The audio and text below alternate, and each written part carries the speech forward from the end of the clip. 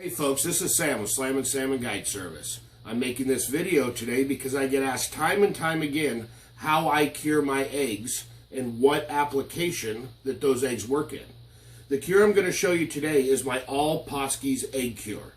This cure works for everything from spring chinook, fall chinook, steelhead, and rainbow trout. It's a really simple cure to do, and if you follow it step by step, your eggs will turn out every time.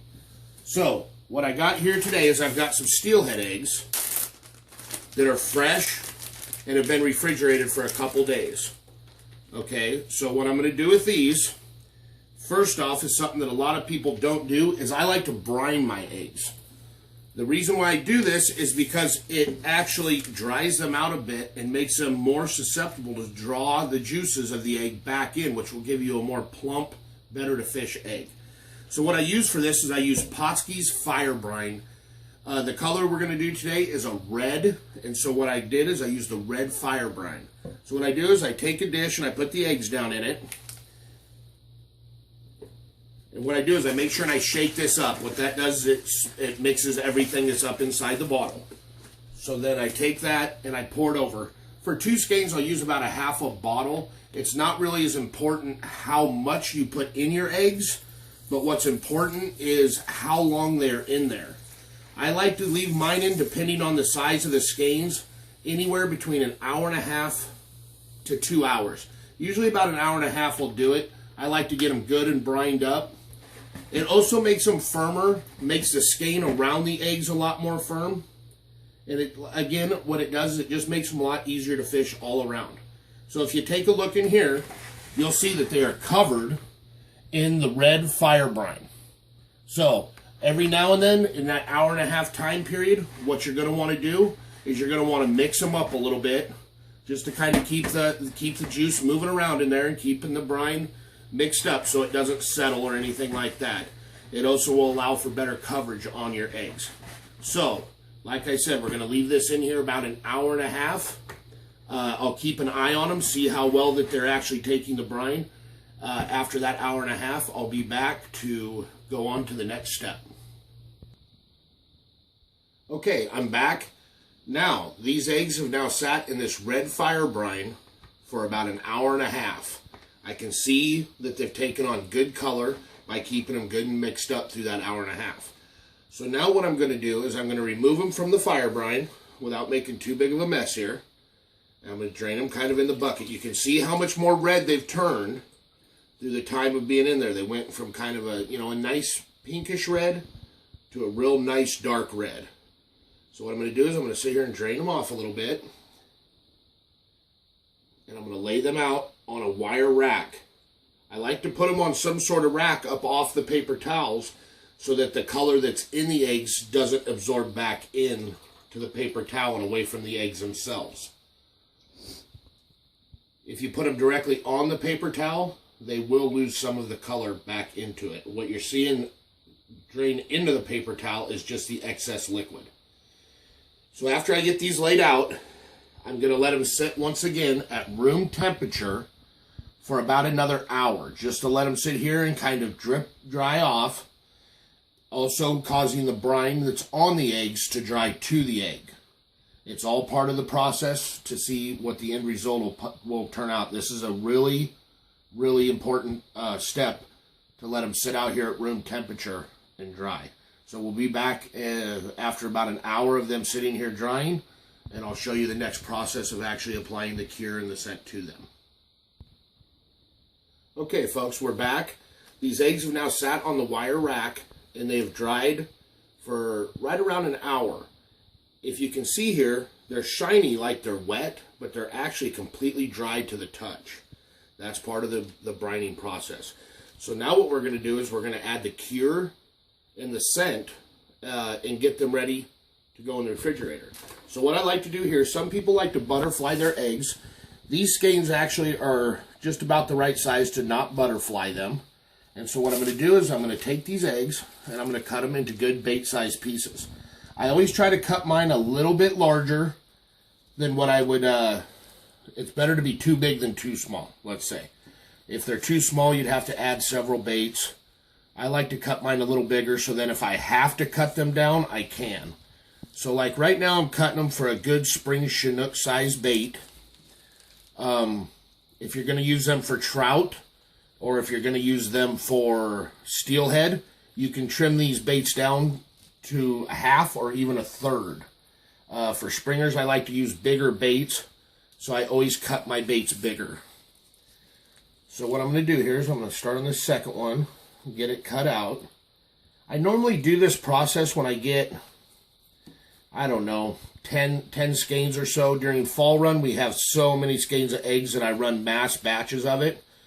Just for the sake of the video, I'm just doing a real small batch. Okay, so now that I've got them about cut, what I'm going to do is these eggs aren't going to lose much juice after the brining process. I know a lot of times people will cut them before they add their cures, and a lot of juice will form on your paper here.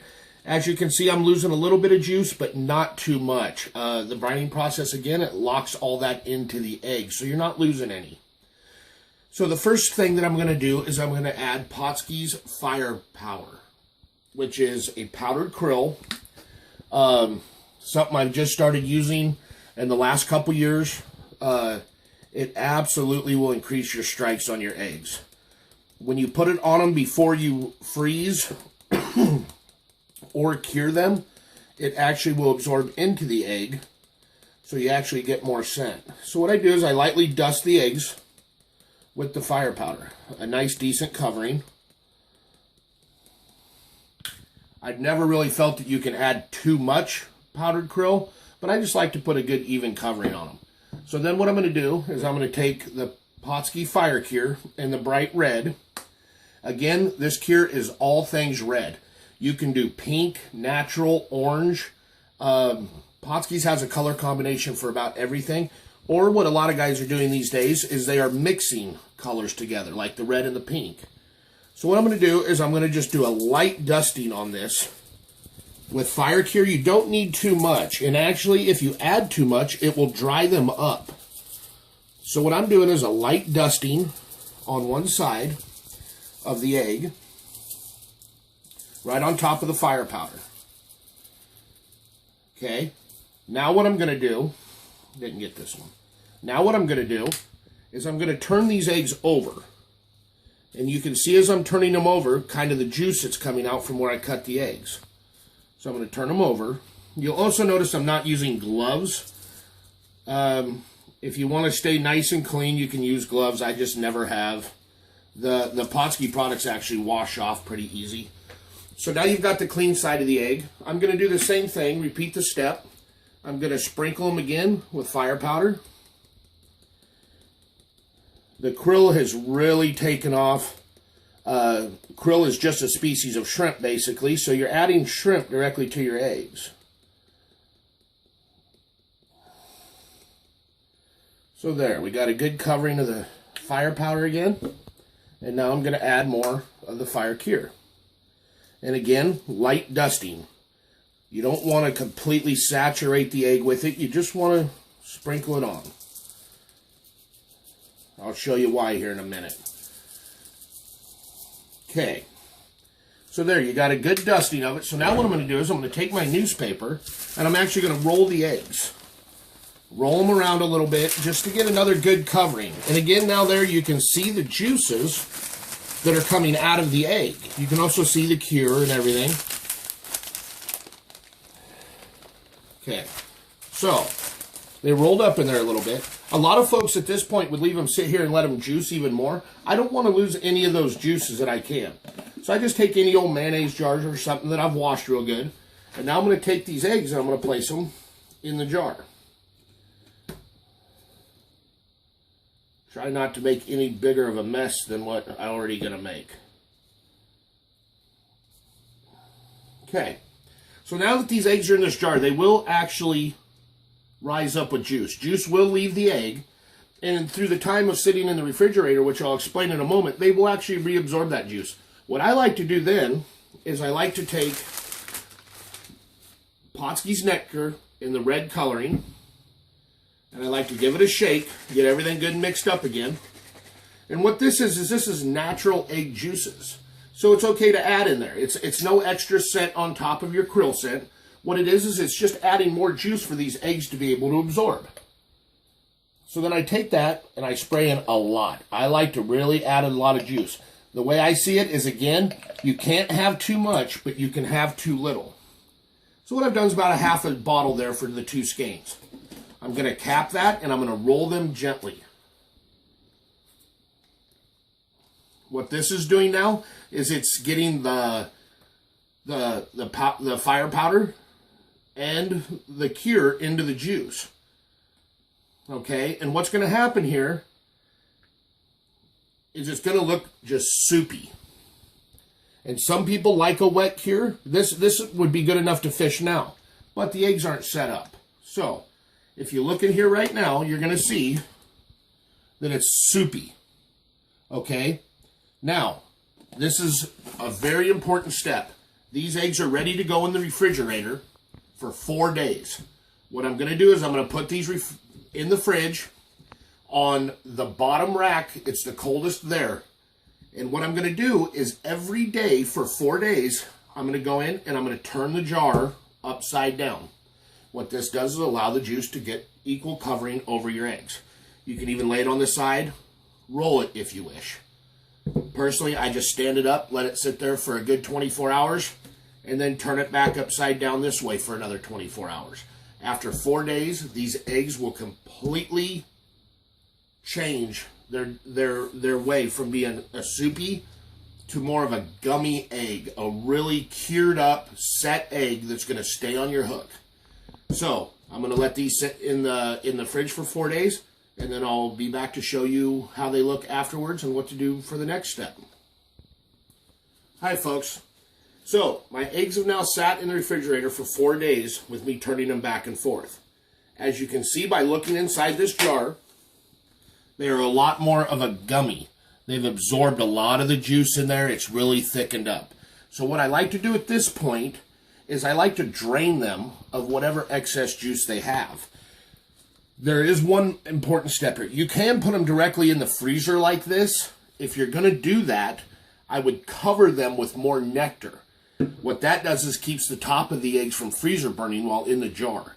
But at this point, these eggs are ready to fish. They're good and firm. So what I'm going to do is I'm actually going to put them back out on newspaper. You can use your wife's best colander if you like, but that'll get you exiled to the garage like I've been.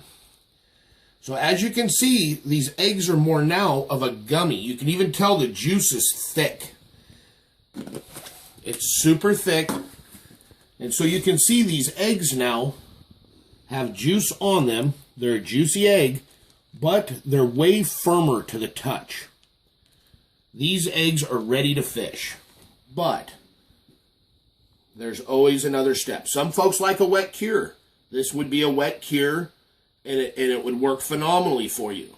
There's plenty of people that use this. This is the process they do.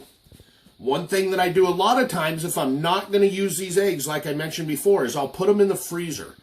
That also helps them to expand and even suck up more of this juice. So then what you'd have is even less juice out on your paper and more juice inside the eggs. I'm going to use these for trout, so I'm not going to actually put them back in the freezer.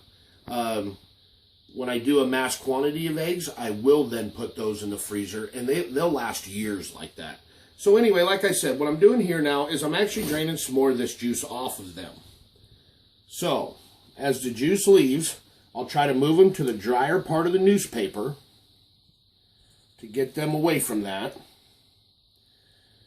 Anywhere that's dry, it really doesn't matter. You can change paper if you like. You can remove them to your container. What I like to do is this right here, is just move them over a bit. Now what I'm going to do, I like a drier egg. A little more krill will be added. This is the borax fire by Potsky in the bright red. So what I'm going to do with this, it's a fresh jar, so I'll remove the lid. With this, again, less is more. You don't want to put too much on the egg. It will dry the eggs completely up. It'll dry them, make them crusty. So, less is more. A little bit of borax on them. It's going to soak up more of that juice, adhere it to your egg. A good covering. You don't have to be as careful with this as you do the fire cure. Some people completely douse their eggs in them. I just like a little bit more. Adds a little more coloring to it. Again, I'm going to flip them over now. You can see how wet these eggs are. They've got tons of juice in them. What this cure and brine does, it allows your milk out time to expand exponentially. Instead of 1 or 2 casts or plunking eggs like we do for springers a lot of times, they'll last a lot longer, which keeps you fishing longer. So now they're turned over. I'm going to sprinkle a little extra on this side. Cover them up good.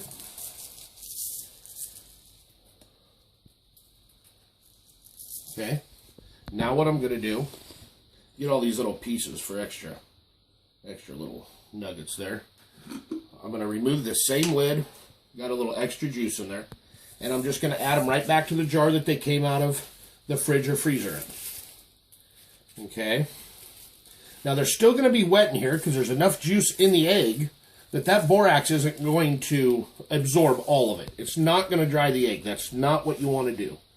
You don't want to dry your egg out completely. As you can see now, they're back in the container. There's plenty of borax on them.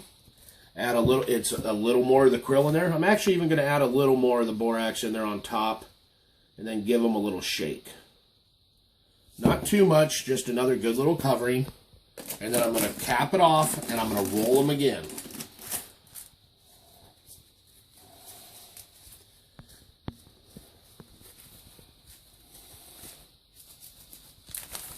You fold this paper over here and I'll show you kind of what they look like now at this point.